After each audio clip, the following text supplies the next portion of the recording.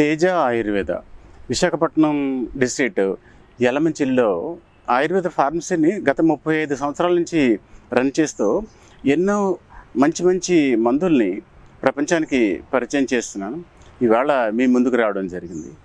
Kidney failures మీద మనము ఇదివరకు అప్లోడ్ చేసినటువంటి వీడియో చూసి ఎంతోమంది పేషెంట్స్ ఫోన్ చేశారు. దాంట్లో 40 ఇయర్స్ వాళ్ళు ఉన్నారు, 30 ఇయర్స్ వాళ్ళు ఉన్నారు, 13 సంవత్సరాల పిల్లలు ఉన్నారు. వాళ్ళు డయాలసిస్ వారంలో 3 సార్లు చేయించుకుంటున్నామండి అని చెప్పిన వాళ్ళు ఉన్నారు. తర్వాత ఒక 50 ఇయర్స్ వయసు ఉన్న వాళ్ళు ఉన్నారు, 40 ఇయర్స్ వయసు ఉన్న వాళ్ళు ఉన్నారు. గత 5 సంవత్సరాల నుంచి ఈవెన్ ఒక డ్రాప్ కూడా యూరిన్ ప్రొడ్యూస్ అవ్వలేదని చెప్తున్న వాళ్ళు ఉన్నారు. ఇలాగ ఈ నెంబర్ ఆఫ్ పేషెంట్స్ మనకి కాల్ చేయడము, రెమెడీస్ అడగడము చేస్తున్నారు. అంటే ఎంతమంది పేషెంట్స్ కిడ్నీ ఒక ప్రాబ్లంతో సఫర్ అవుతున్నారు.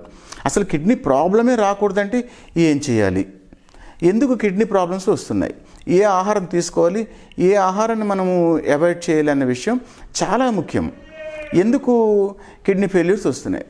మేము అబ్జర్వ్ చేసినట్టు కేసుల్లో బ్లడ్ ప్రెషర్ కంట్రోల్లో లేకపోవడం, అంటే ఒక స్ట్రెస్ని కంట్రోల్ చేసుకుని కొద్దిగా మెడిటేషన్ చేయగలిగితే స్ట్రెస్ అనేది కంట్రోల్ అవుతుంది. ఎక్సెస్ సాల్ట్ తీసుకోవడము, లేదు ఈ పరగడుపుని వేసుకుని ఒమిప్రజోల్ లాంటి ట్యాబ్లెట్లు, మరి ర్యాంటిడిన్ ట్యాబ్లెట్స్ ఇలాంటివి ఎక్కువగా వాడటము, ఒక బీపీ ట్యాబ్లెట్స్ 3 రకాల 4 రకాల బీపీ ట్యాబ్లెట్స్ వేసుకోవడము, అదేవిధంగా డయాబెటీస్ కోసము గ్లిమిప్రైడ్ మెట్ఫార్మిల్ అవి ఏళ్ల తరబడి వాడుతూ ఉండడము. కొంతమంది తెలుసో తెలియకో పెయిన్ తగ్గుతోంది కదా అని చెప్పేసి ఒక డైక్లోఫెనాక్, ఎసెక్లోఫెనాక్ లాంటివి కెమికల్స్ ఎక్కువగా వాడుతూ ఉండడము. మరి బ్లడ్ ప్రెషర్ కంట్రోల్లో లేకపోవడము, కెమికల్స్ ఎక్కువగా వాడడము. ఇంకా వీళ్ళు చేస్తున్నటువంటి పని ఏంటంటే యూరిన్ ఆపుకోవడము. యూరిన్ పాస్ చేయాలనేటువంటి సెన్సేషన్ మనకు వచ్చినప్పుడు యూరిన్ పాస్ చేయకపోవడము, కొంచెం సేపు ఇది చేయడము, తక్కువ వాటర్ తీసుకోవడము, వాటర్ ఎక్కువగా తీసుకోకపోవడము, మరి డ్రింకింగ్ ఎక్కువగా చేయడము, స్మోకింగ్ ఎక్కువగా చేయడము, ఇట్లాంటివి చేస్తున్నటువంటి కేసులే ఉంటున్నాయి. కొన్ని కేసుల్లో హెరిడిటరీగా సిస్ట్లు అనేవి, కిడ్నీ యొక్క సిస్ట్లు అనేవి ఏర్పడము జరిగి ఈ కిడ్నీలో సిస్ట్లు ఏర్పడిన తర్వాత ఆ సిస్ట్లు అనేవి కిడ్నీని పాడు చేస్తున్న కొన్ని కేసులు కనిపిస్తున్నాయి. ఏదైనప్పుడు కూడా తక్కువ వయసులో కిడ్నీ పాడైపోవడం అనేది చాలా విచారకరమైనటువంటి పరిస్థితి. మరి మనం చెప్పినటువంటి గత వీడియోలో చెప్పినటువంటి కొన్ని రెమెడీస్ని కనుక రెగ్యులర్గా ఒక 10 ml ఆ యొక్క లిక్విడ్ తయారు చేసుకుని ఒక 10 ml కనుక తీసుకోగలిగితే ఎలాంటివి ఉన్నప్పుడు కూడా ఒక ప్రివెంటివ్గా ఉపయోగపడుతుంది. అంటే కెమికల్స్ ఎక్కువ తీసుకున్నా ఏ డ్యామేజ్ కిడ్నీకి జరగకుండా కిడ్నీని ప్రొటెక్ట్ చేయడానికి ఛాన్సెస్ ఉన్నాయి. నెక్స్ట్, ఆరోగ్యం యొక్క విలువ అనారోగ్యం కలిగినప్పుడే తెలుస్తుంది. Prevention is always better than cure అని మీరు వినే ఉంటారు. ముఖ్యంగా నేను చెప్పేది ఏంటంటే కిడ్నీ ఫెయిల్ అవ్వకుండా చూసుకోవాల్సిన బాధ్యత మీ మీదే ఉంటుంది. సరైన టైంలో సరైన వాటర్ తాగకపోవడం వల్ల కూడా కిడ్నీ ఫెయిల్యూర్ అనేది ఏర్పడుతుంది. సో ఇప్పుడు కిడ్నీ ఫెయిల్యూర్ అవ్వకుండా ఉండాలంటే ఎక్కువగా ఎర్రగా వేయించినటువంటి వేపుళ్ళు తినకూడదు, ఎర్రగా వేయించినటువంటి మాంసాలు తినకూడదు, ఆయిల్ ఎక్కువగా ఉన్నటువంటి ఫుడ్ కూడా తినకూడదు.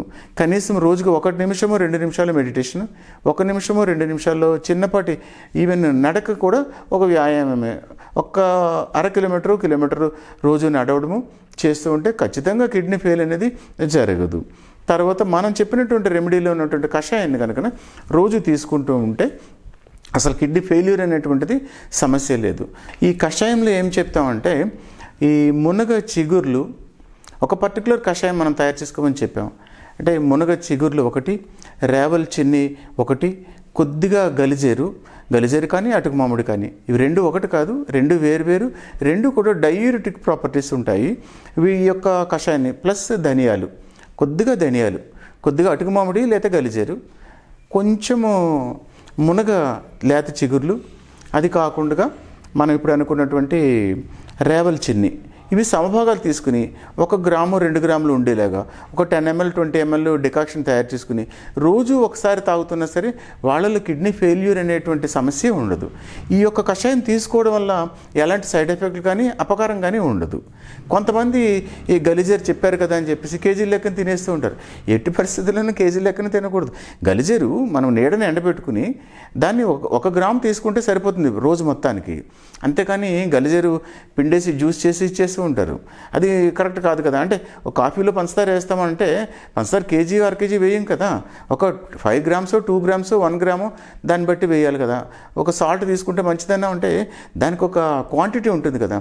అంటే మూలికలు అనేవి సెలెక్ట్ చేసుకోవడము, ఒక ప్లేస్లో సెలెక్ట్ చేసుకుని తీసుకోవడము, మూలికలు శుభ్రంగా వాష్ చేసుకోవడము, దాన్ని డ్రై చేసుకోవడము, నీడలో ఎండించుకోవాలి, డ్రై చేసుకోవడము, దాన్ని పౌడర్ చేసి అట్టి పెట్టుకోవాలి.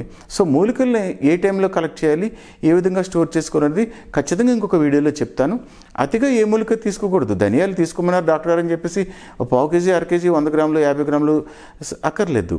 సో ఇప్పుడు మనం చెప్పినటువంటి ఈ కాంబినేషన్లో 1 గ్రాము కానీ 2 గ్రాములు కానీ రోజుకు ఒకసారి కానీ 2 సార్లు కానీ కషాయం రూపంలో తీసుకుంటే అసలు కిడ్నీ ఫెయిల్యూర్ అనేది ఉండదు. సో ఈ వీడియోని మా అందరికీ షేర్ చేస్తారని నేను ఆశిస్తున్నాను. Thank you.